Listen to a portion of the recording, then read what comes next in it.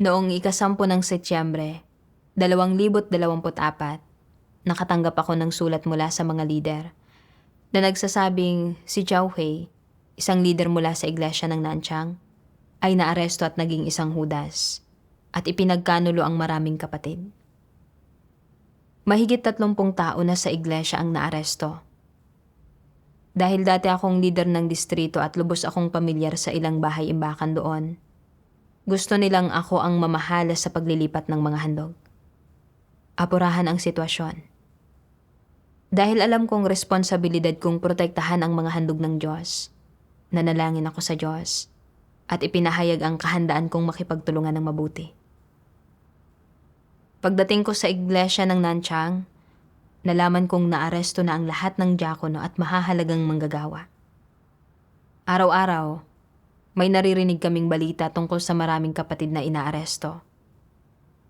Ang ilan ay ginigipit pa ng mga pulis sa kanilang mga tahanan. Alam ng ilan sa mga kapatid na naaresto ang mga bahay kung saan nakaimbak ang mga handog. Sa isip-isip ko, napakadelikado ng kapaligiran.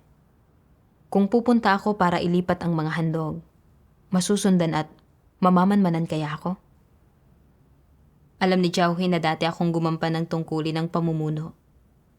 Hindi kaya ipinagkanulo na rin niya ako? Bukod pa riyan, ipinagkanulo na ako ng isang Hudas noon pang 2019 at inimbestigahan na ako ng mga pulis noon. Dahil lang sa kamanghamanghang proteksyon ng Diyos, kaya ako nakaligtas sa sakuna. Sa pagkakataong ito, kung maaaresto ako habang inililipat ang mga handog, siguradong hindi ako basta-basta palalampasin ng mga pulis. Babalatan nila ako ng buhay. Takot na takot ako nang maisip ko ang mga video ng mga kapatid na brutal na pinahihirapan ng mga pulis. Kung maaaresto ako, hindi ko alam kung makakayanan ko ito. Kung hindi ko makakayanan ang pagpapahirap at ipagkakanulo ko ang Diyos at magiging isang Hudas, hindi ba't mauuwi sa kabiguan ang pananalig ko sa Diyos? Kung maaaresto ako at makukulong ng ilang taon, hindi ko na mababasa ang mga salita ng Diyos o magagawa ang tungkulin ko. Paano pa ako makapaghahanda ng mabubuting gawa o makapaghahangad ng kaligtasan kung ganoon? Habang lalo akong nag-iisip, lalo akong naduduwag. Napagtanto kong mali ang kalagayan ko. Maraming beses na akong humarap sa mapanganib na mga kapaligiran noon at nakita ko ang kamanghamanghang proteksyon ng Diyos sa mga panahong iyon. Bakit wala pa rin akong kahit katiting na pananalig? Dumaing ako sa Diyos sa puso ko na bigyan niya ako ng pananalig. Kalaunan, nabasa ko ang mga salita ng Diyos. Ginagawa ng Diyos ang gawain ng pagpeperpekto sa mga tao at hindi nila ito nakikita, hindi ito nahahawakan. Sa gayong mga sitwasyon, kinakailangan ang pananalig. Kapag may isang bagay na hindi nakikita ng mata lamang, kinakailangan ang pananalig. Kapag hindi mo mabitiwan ang iyong sariling mga kuro-kuro, kinakailangan ang pananalig. Kapag hindi malinaw sa iyo ang gawain ng Diyos, kailangan mong magkaroon ng pananalig at tumayo ng matatag at manindigan sa iyong patotoo. Nang umabot si Job sa puntong ito, nagpakita sa kanya ang Diyos at nangusap sa kanya. Ibig sabihin, kapag may pananalig ka ay saka mo lamang makikita ang Diyos. Kapag mayroon kang pananalig, gagawin kang perpekto ng Diyos at kung wala kang pananalig, hindi niya ito magagawa. Ipagkakaloob sa iyo ng Diyos ang anumang inaasa mong makamtan. Kung wala kang pananalig, hindi ka magagawang perpekto at hindi mo makikita ang mga gawa ng Diyos, lalo na ang kanyang pagkamakapangyarihan sa lahat. Kapag, sa mga tunay mong karanasan, may pananalig kang makita ang kanyang mga gawa, magpapakita sa iyo ang Diyos at bibigyang liwanag at gagabayan ka niya sa iyong kalooban. Kung wala ang pananalig na iyon, hindi iyan magagawa ng Diyos. Kung nawala na ang pag-asa mo sa Diyos, paano mo mararanasan ang kanyang gawain? Kung gayon, kapag lamang mayroon kang pananalig at hindi ka nagkikimkim ng mga pagdududa sa Diyos, kapag lamang mayroon kang tunay na pananampalataya sa Kanya anuman ang gawin niya, saka Kanya bibigyang liwanag at tatanglawan sa iyong mga karanasan, at saka mo pa lamang makikita ang Kanyang mga gawa. Nakakamtan ang lahat ng ito sa pamamagitan ng pananalig. Ang pananalig ay dumarating lamang sa pamamagitan ng pagpipino, at kapag walang pagpipino, hindi magkakaroon ng pananalig. Ano ang tinutukoy ng pananalig? Ang pananalig ay ang tunay na paniniwala at sinserong pusong dapat taglayin ng mga tao kapag hindi nila nakikita o nahahawakan ang isang bagay, kapag ang gawain ng Diyos ay hindi umaayon sa mga kuro-kuro ng tao at hindi ito kayang abutin ng tao. Ito ang pananalig na binabanggit ko. Kahit gaano pa kalabis na makapangyarihan si Satanas, kahit gaano pa ito kapangahas at kaambisyoso, gaano pa kalaki ang abilidad nito na magdulot ng pinsala, gaano pa kalawak ang mga kapabilidad nito na gawing tiwali at akitin ang tao, gaano pa katalino ang mga panlalansi at mga pakana nito sa pananakot nito sa tao, gaano pa kaiba-iba ang anyo ng pag-iral nito, hindi pa ito kailanman nakalikha ng kahit isang buhay na nilalang, hindi pa kailanman nakapagtakda ng mga batas at patakaran para sa pag-iral ng lahat ng bagay, at hindi pa kailanman nakapamahala o nagkaroon ng kataas-taasang kapangyarihan sa anumang bagay, may buhay man o wala. Sa loob ng kosmos at sa kalangitan, wala ni isang tao o bagay ang nagmula rito o na umiiral dahil dito. Wala ni isang tao o bagay na nasa ilalim ng kataas-taasang kapangyarihan nito o pinamamahalaan nito. Sa kabaligtaran, hindi lamang nito kailangang umiral sa ilalim ng kapamahalaan ng Diyos, kundi kailangan din itong sumunod sa lahat ng utos at tuntunin ng Diyos. Kung walang pahintulot ang Diyos, hindi madali para kay Satanas na hipuin kahit na ang isang patak ng tubig o isang butil ng buhangin sa lupa. Kung walang pahintulot ang Diyos, ni hindi magagalaw ni Satanas ang mga langgam sa lupa, lalo na ang sangkatauhan na nilikha ng Diyos. Sa mga mata ng Diyos, mas mababa pa si Satanas sa mga liryo ng kabundukan, sa mga ibon na lumilipad sa himpapawid, sa mga isda sa karagatan, at sa mga uod sa lupa. Ang papel nito sa lahat ng bagay ay para pagsilbihan ang lahat ng bagay, para pagsilbihan ang sangkatauhan, at para pagsilbihan ang gawain ng Diyos at ang kanyang plano ng pamamahala. Mula sa mga salita ng Diyos, naunawaan ko na ang Diyos ang may kataas-taasang kapangyarihan sa lahat ng bagay at pangyayari. Kung walang pahintulot niya, gaano man ka mapangahas o kabuktot si Satanas, hindi nito makukuha ang buhay ko. Tulad noong sinusubok si Job.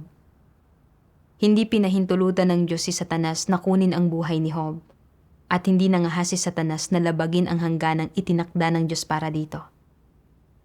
Nasa mga kamay ng Diyos ang lahat ng bagay at pangyayari, kaya hindi ba't nasa ilalim din ng kataas-taasang kapangyarihan ng Diyos kung maaaresto ako o hindi? Kung ipahihintulot ng Diyos na maaresto ako, isa itong pagsubok para sa akin. Kinakailangan kong umasa sa Diyos at sumumpa na mamamatay muna ako kaysa maging isang Judas o ipagkanulo ang mga interes ng sambahayan ng Diyos. Kaya nanalangin ako. Makapangyarihang Diyos, napakaliit ng pananalig ko sa iyo. Ayaw ko nang mamuhay sa karuwagan. Pakiusap, bigyan mo ako ng pananalig at lakas. Handa akong ilagay ang sarili ko sa iyong mga kamay, magpasakop sa iyong mga pamamatnugot at pagsasaayos, at ilipat ang mga handog sa lalong madaling panahon. Pagkatapos noon, pumunta ako sa unang bahay-imbakan para ilipat ang mga handog. Isang beses pa lang akong nakapunta roon dati at hindi ko matandaan ang eksaktong unit o palapag. Kinailangan kong maghintay sa labas sa pagbalik ng tagapag-ingat. Pero may isang sister sa malapit na naaresto ilang buwan na ang nakalipas at palihim na minamanmanan ng mga pulis ang mga kapatid kamakailan. Nag-alala akong baka makita ako kung magtatagal ako roon, kaya hindi ako nangahas na maghintay ng matagal. Nang paalis na sana ako, bumalik ang tagapag-ingat galing sa pamimili. Nang tanghaling iyon, matagumpay naming nailipat ang mga handog mula roon. Pagkatapos noon, hinanap ko si Sister Xinqiang para magtanong tungkol sa ibang mga tagapag-ingat. Pagkapasok ko, takot siyang nagsabi. Naaresto ako at ikinulong ng 5 araw. Kagabi lang ako pinalaya. Ipinagkanulo ni Xiao Hui ang bawat kapatid na kilala niya. Kailangang mailipat kaagad ang mga aklat ng mga salita ng Diyos. Naisip ko, kalalaya lang ni Xinqiang. Palihim kayang minamanmanan ng pulisya ang bahay niya? Mamamataan kaya ako? Nataranta ako at natakot at nagmadali akong umalis pagkatapos ng ilang minutong pakikipag-usap. Kumakabog sa takot ang dibdib ko habang nasa daan. Paulit-ulit kong iniisip. Natiktikan na kaya ako? Hindi ko ililipat ang mga aklat bukas ng gabi. Ipagagawa ko na lang iyon sa ibang mga kapatid. Kinabukasan, patuloy na hindi mapanatag ang kalooban ko. Alam kong napuntahan na ni Xiao Hui ang lahat ng bahay kung saan nakalagak ang mga aklat at kailangang mailipat agad ang mga aklat. Walang ibang angkop na gumawa nito noong panahong iyon. Kinailangan kong pasanin ang gampaning ito. Naisip ko ang napakaraming kapatid na tinugis ng malaking pulang dragon at inilagay sa listahan ng mga pinaghahanap. Pero umasa pa rin sa Diyos para gawin ang gawain ng iglesia. Kahit na aresto, nagawa nilang isugal ang kanilang buhay para manindigan sa kanilang patotoo para sa Diyos. Samantalang ako, hindi pa nga ako naaaresto at heto ako't umuurong sa karuwagan dahil lang mapanganib ang kapaligiran. Malayong malayo ako sa kanila. Nakaramdam ako ng hiya at pagkakonsensya. Pagkatapos, naalala ko ang mga salita ng Diyos na nabasa namin sa pagtitipon 2 araw ang nakalipas. May ilang iglesia na nasa mga mapanlaban na kapaligiran kung saan madalas na inaaresto ang mga tao at dahil dito, may malaking tsansa na ang mga lokasyon ng mga tahanan na nangangalaga ng mga handog ay ipagkakanulo at masasalakay at mahahalughog ng malaking pulang dragon. Ang mga handog ay maaaring nakawin ng masasamang demonyo anumang oras. Angkop ba ang gayong mga lugar para pag-imbakan ng mga handog? Hindi. Kaya, kung nailagay na ang mga ito roon, ano ang dapat gawin?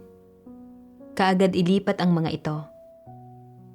Dapat may malinaw na pagkaunawa ang mga lider at manggagawa sa ganitong sitwasyon kapag nakaharap nila ito. Ang isa sa mga lugar kung saan iniimbak ang mga handog ay hindi angkop.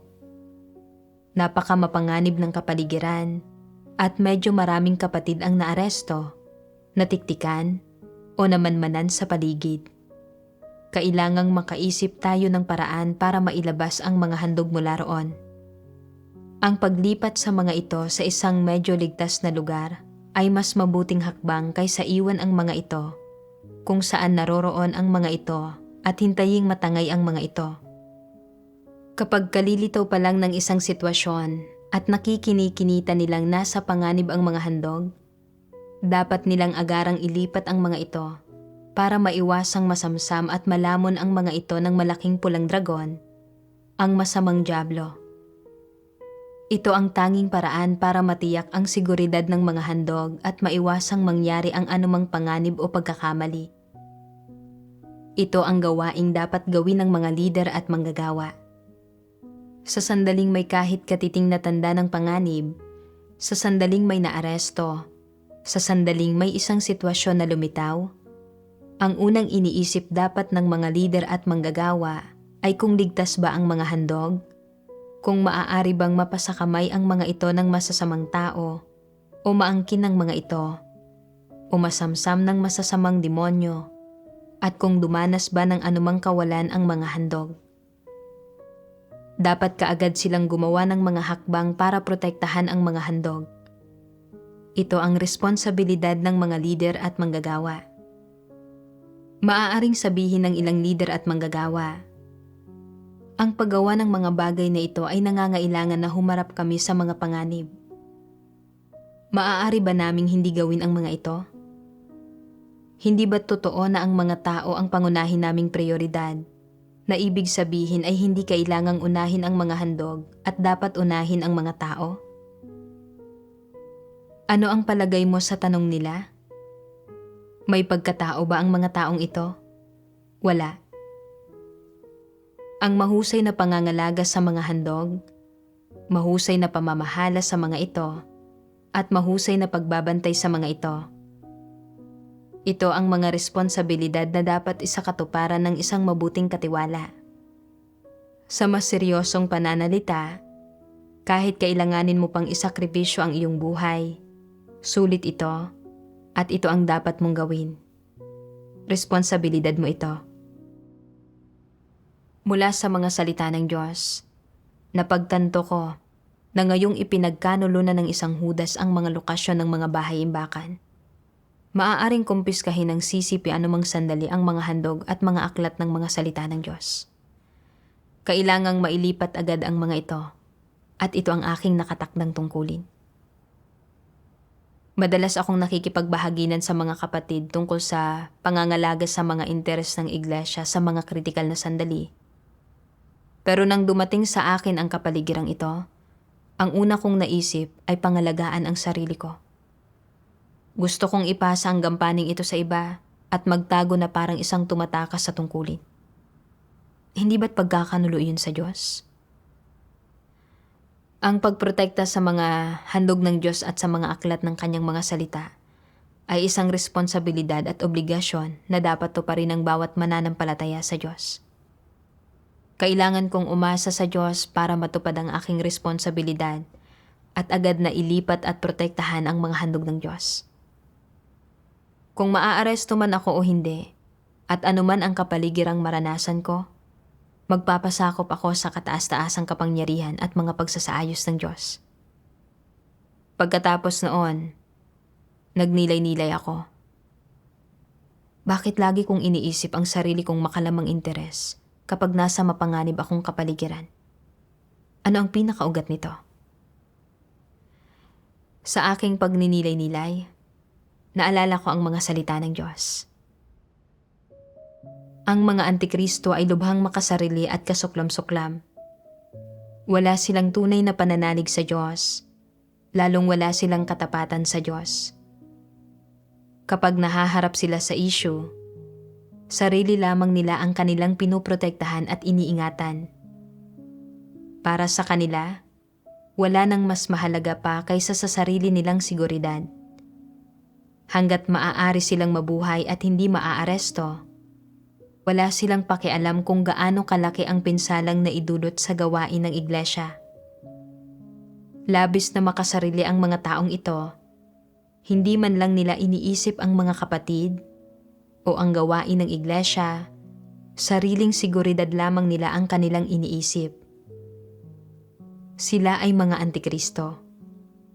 Kaya, kapag may gayong mga pangyayari sa mga tapat sa Diyos at sa may tunay na pananalig sa Diyos, paano nila hinaharap ito? Paanong naiiba sa ginagawa ng mga antikristo ang kanilang ginagawa? Kapag nangyayari ang mga gayong bagay sa mga tapat sa Diyos, mag-iisip sila ng kahit anong paraan para mapangalagaan ang mga interes ng sambahayan ng Diyos, para maiwasan ang mga kawalan sa mga handog ng Diyos, at gagawa sila ng mga kinakailangang pagsasaayos para sa mga lider at manggagawa at sa mga kapatid upang mabawasan ang mga kawalan. Samantala, Sinisiguro muna ng mga antikristo na protektado ang kanilang sarili. Hindi nila iniintindi ang gawain ng iglesia o ang seguridad ng mga hinirang ng Diyos. At kapag nahaharap sa mga pang-aaresto ang iglesia, nagre-resulta ito sa kawalan sa gawain ng iglesia. Tinatalikuran ng mga antikristo ang gawain ng iglesia at ang mga handog ng Diyos, at hindi nila isinasaayos na pangasiwaan ng mga tao ang mga kasunod na gawain. Katulad ito ng pagpapahintulot sa malaking pulang dragon na kamkamin ang mga handog ng Diyos at ang kanyang mga hinirang. Hindi ba't isa itong dituwirang pagkakanulo sa mga handog ng Diyos at sa kanyang mga hinirang? Kapag malinaw na alam ng mga tapat sa Diyos na mapanganib ang isang kapaligiran, hinaharap pa rin nila ang panganib ng paggawa sa gawain ng pangangasiwa sa mga kasunod na gawain, at sinisikap nilang panatilihing kakaunti lang ang mga kawalan sa sambahayan ng Diyos bago sila mismo ang umatras. Hindi nila inuuna ang kanilang sariling seguridad.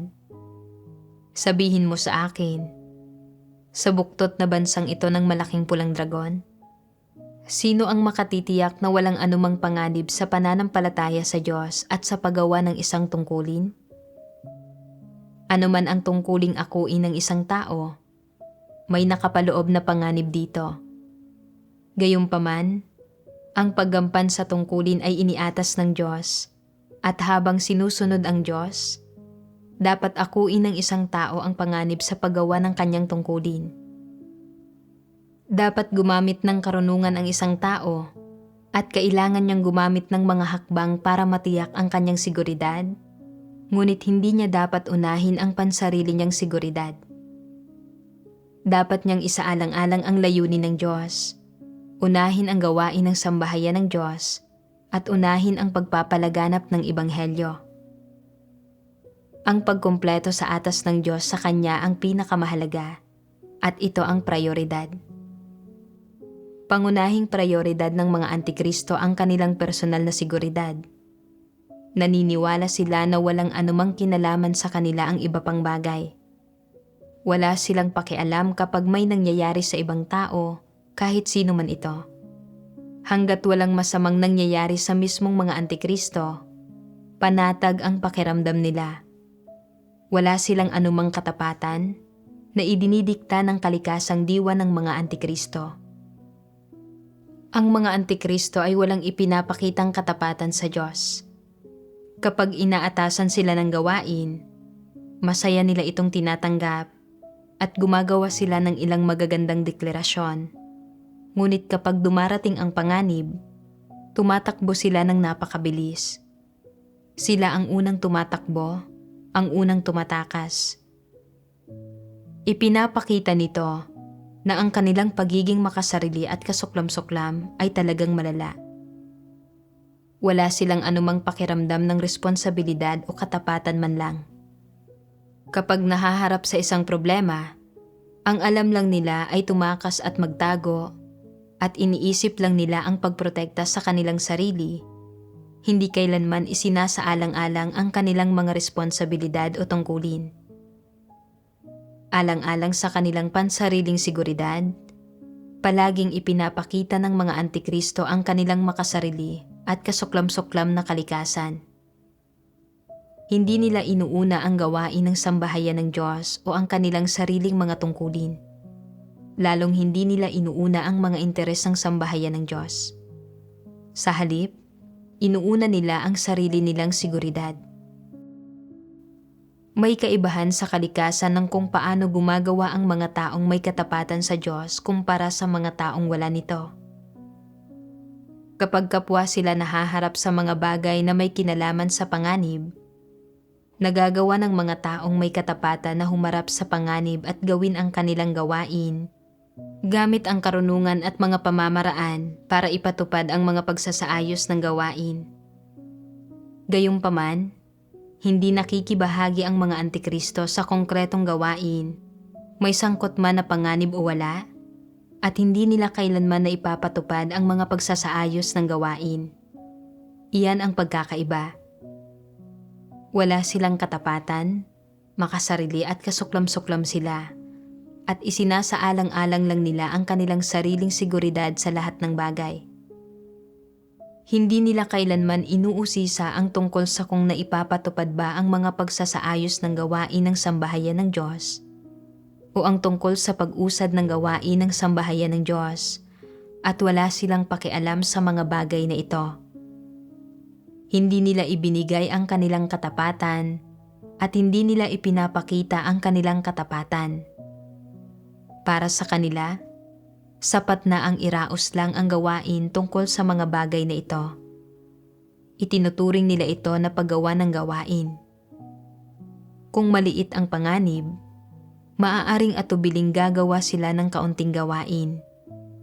Pero kung malaki ang panganib at may posibilidad na mahuli sila, hindi nila ito gagawin, gaano man kahalaga ang gampanin. Iyan ang diwa ng mga Antikristo. Nakita ko mula sa mga salita ng Diyos na ang mga taong tapat sa Diyos ay nagagawang hindi isaalang-alang ang personal na mga pakinabang o kawalan kapag dumarating ang panganib. Kapag nakikita nilang nanganganib ang mga handog, isusugal nila ang kanilang buhay para protektahan ang mga ito. Tapat sila sa Diyos hanggang kamatayan at pinangangalagaan ang mga interes ng sambahayan ng Diyos. Pero ang mga Antikristo ay may sukdulang makasarili at mapanlinlang na kalikasan. Sa mapanganib na mga kapaligiran, ang sarili lang nilang kaligtasan ang iniisip nila at wala silang pagpapahalaga sa responsibilidad para sa kanilang tungkulin. Hindi ba't naging katulad na ng sa isang Antikristo ang inasal ko? Nalaman ko na naging isang Judas si Jauhe at ipinagkanulo ang maraming lider, manggagawa, at mga kapatid, kaya nanganganib ang mga bahay kung saan nakaimbak ang mga handog. Kinailangang mailipat agad ang mga handog. Pero sa kritikal na sandaling iyon, ang una kong naisip ay para sa sarili kong kaligtasan, ang kinabukasan ko at ang paraan para makatakas. Gusto kong magtago sa aking talukab na parang isang duwag na pagong. Napakamakasarili at napakakasuklam-suklam ko. Kung dahil sa pagiging makasarili at irresponsable ko ay mapupunta sa mga kamay ng malaking pulang dragon ang mga handog, ano pang pinagkaiba ko sa isang Judas na inililigtas ang sarili sa pamamagitan ng pagkakanulo sa mga kasama niya? Naisip ko si Brother Jong sa ang aking nahuling patotoo na isinugal ang buhay niya para ilipat ang mga aklat ng mga salita ng Diyos at panghawakan ang kanyang tungkulin. At sa video ng patotoong batay sa karanasan na isang pagpili sa isang mapanganib na kapaligiran, isinugal ng bida ang kanyang buhay para asikasuhin ang mga natitirang gawain. Kahit mahina siya at takot, hinanap niya ang katotohanan para malutas ang kanyang tiwaling disposisyon at handa siyang ibigay ang kanyang buhay para pangalagaan ang mga interes ng sambahayan ng Diyos. Pareho silang nagbigay ng magaganda at matutunog na patotoo para sa Diyos. Nang maisip ko ito, labis akong napahiya at nanalangin ako sa Diyos. Makapangyarihang Diyos, napakaraming kapatid sa iglesia ang naaresto at kailangang asikasuhin agad ang mga natitirang gawain. Pero takot akong maaresto at palagi ko lang gusto na takasan ang kapaligirang ito. Napakamakasarili ko at walang-wala akong pagkatao. O Diyos, handa akong magsisi. Aasa ako sa iyo para maasikaso ng maayos ang mga natitirang gawain. Nagnilay-nilay din ako. Bakit lagi na lang akong umuurong sa karuwagan sa tuwing may nangyayari sa akin? Ang pangunahing dahilan ay ang takot ko sa kamatayan. Hindi ko pa talaga nauunawaan ang kahulugan nito. Pagkatapos, nabasa ko ang mga salita ng Diyos. Paano namatay ang mga disipulo ng Panginoong Hesus? Sa mga disipulo, may mga pinukol ng bato, ipinakaladkad sa kabayo, ipinakong patiwarik, pinaghiwa-hiwalay ng 5 kabayo ang katawan. Iba't ibang uri ng kamatayan ang sumapit sa kanila. Ano ang dahilan ng kanilang kamatayan? Ito ba ay dahil may ginawa silang masamang gawa at pagkatapos ay pinarusahan ng batas? Hindi. Ipinakalat nila ang ebanghelyo ng Panginoon, pero hindi ito tinanggap ng mga tao ng mundo at sa halip ay kinundina, binugbog, at ininsulto sila at pinatay pa nga sila. Ganyan kung paano sila minartir. Huwag nating pag-usapan ang pangwakas na kalalabasan ng mga martir na iyon o ang pagbibigay hatol ng Diyos sa kanilang mga gawa. Bagkos ay itanong ito, nang sumapit ang mga martir na iyon sa kawakasan, umayon ba sa mga kuro-kuro ng tao ang mga paraan ng pagtatapos ng kanilang mga buhay? Hindi umayon ang mga ito. Mula sa perspektiba ng mga kuro-kuro ng tao, nagbayad ang mga martir na iyon ng gayon kalaking halaga upang ipakalat ang gawain ng Diyos. Pero sa huli ay labis silang pininsala ni Satanas hanggang sa mamatay sila. Hindi ito umaayon sa mga kuro-kuro ng tao. Gayunpaman, ang mga bagay na iyon ang mismong sumapit sa kanila. Ito ang tinulutan ng Diyos. Anong katotohanan ang maaaring hinahanap dito? Ang pagpapahintulot ba ng Diyos na mamatay sila sa ganitong paraan ay sumpa at pagkondina niya? O ito ba ay kanyang pagsasaayos at pagpapala? Kapwa hindi. Ano ito?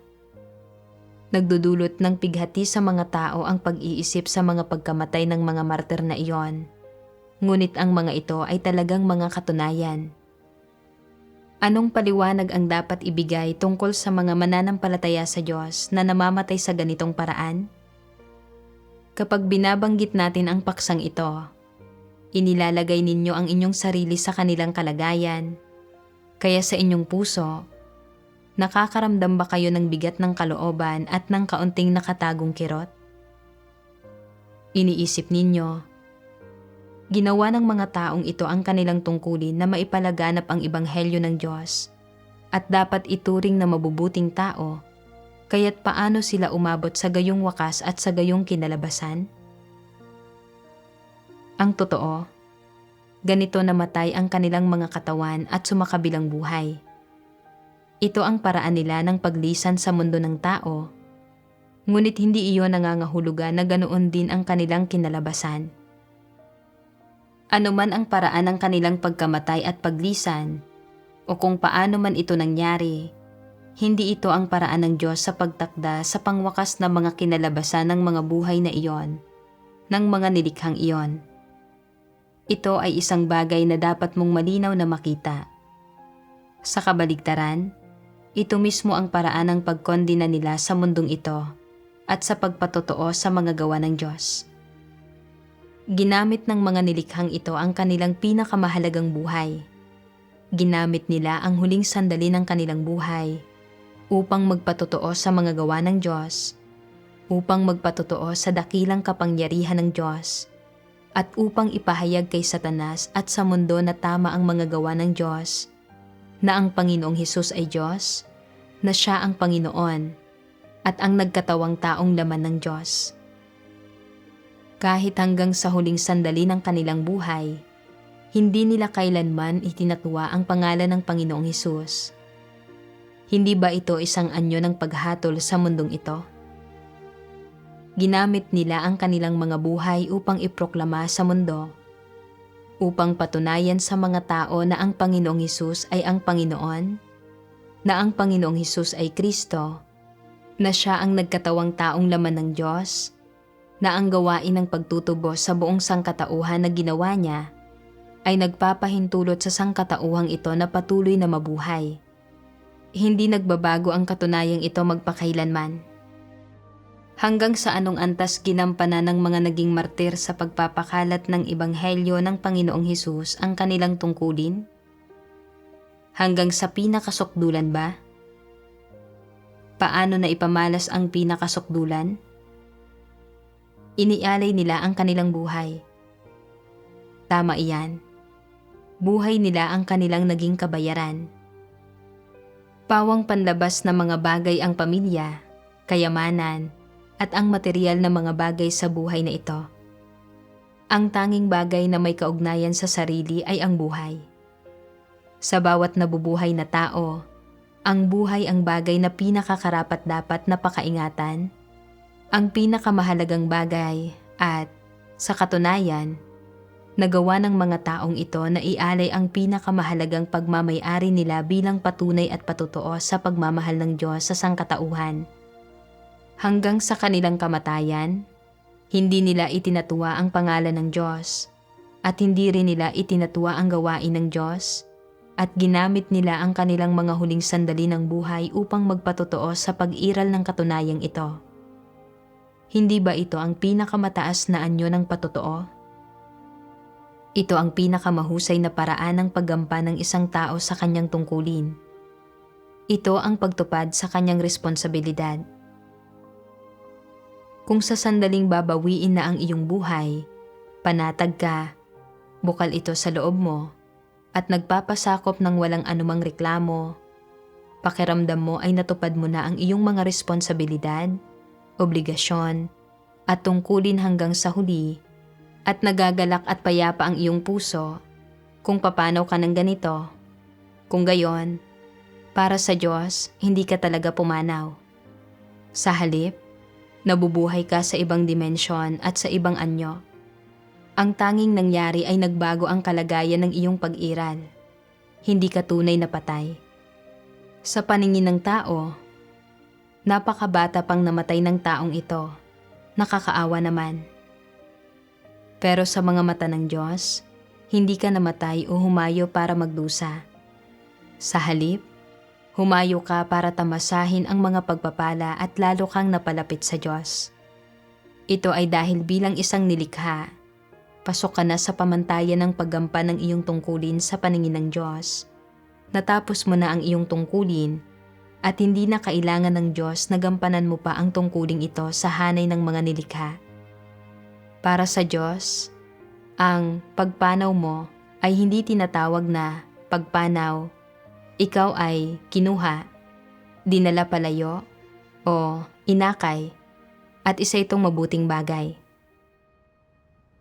Pagkatapos basahin ang mga salita ng Diyos, naunawaan ko na ang pag-aali ng buhay para tuparin ang atas ng Diyos ay isang makabuluhan at mahalagang kamatayan, isa na tinatandaan ng Diyos. Bagamat namamatay ang laman, bumabalik ang kaluluwa sa Diyos. Tulad ito ng mga banal sa buong kasaysayan na inusig dahil sa pagpapalaganap ng Ebanghelyo ng Panginoon. Ang ilan ay pinagpira-piraso ng 5 kabayo, ang ilan ay kinaladkad sa likod ng mga kabayo hanggang mamatay, ang ilan ay binato hanggang mamatay, at ang iba ay ipinako sa krus. Ginamit nila ang kanilang mahahalagang buhay para magpatotoo sa mga gawa ng Diyos at sa kanyang dakilang kapangyarihan. Bagamat namatay ang kanilang mga katawan, bumalik ang kanilang mga kaluluwa sa Diyos at tinanggap ang kanyang pagsang-ayon. Pero takot na takot akong mapahirapan hanggang mamatay, kaya tinanggihan ko ang tungkulin ko para maingatan ang sarili. Pagkakanulo iyon sa Diyos. Ang mabuhay sa ganitong kawalang gulugod at kaduwagan ay walang halaga at walang kabuluhan. Ito ay parang pagiging isang gumagalaw na bangkay. Kung makukumpis ka ng mga pulis ang mga handog dahil hindi ko nailipat sa oras ang mga ito, magiging walang hanggang pagsalangsang at mantsa iyon sa akin at nararapat sa akin ang mga kaparusahan at sumpa ng Diyos.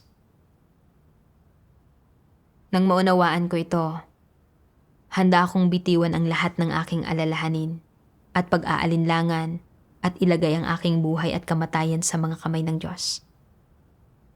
Kung ipahihintulot ng Diyos na maaresto ako, magpapasakop ako sa kanyang kataas-taasang kapangyarihan at mga pagsasaayos, at aasa sa kanya para manindigan sa aking patotoo. Pagkatapos noon, nang inililipat ko ang mga aklat, may mga alalahanin at pag-aalinlangan pa rin ako, pero nanalangin ako at bumaling sa Diyos sa puso ko at hindi na ako umurong sa karuwagan. Nagbalat kayo ako ng lumabas at ginawa ko ang lahat para maiwasan ang mga surveillance camera. Sa pamumuno ng Diyos, nailipat sa ligtas na lugar ang mga handog at mga aklat ng mga salita ng Diyos mula sa 3 bahay-imbakan sa iglesyang iyon. Sa pamamagitan ng pag-aasikaso sa mga natitirang gawain sa pagkakataong ito, nagkamit ako ng kaunting pagkaunawa sa aking makasarili at kasuklam-suklam na satanikong disposisyon. Naunawaan ko rin ng kaunti pa ang kahulugan ng kamatayan at nagkaroon ako ng determinasyon na maghimagsik laban sa aking laman at panghawakan ng aking tungkulin. Nakita ko rin ang karunungan ng Diyos sa paggamit sa malaking pulang dragon para magserbisyo sa pagbubunyag at pagpeperpekto sa mga tao. Salamat sa Diyos.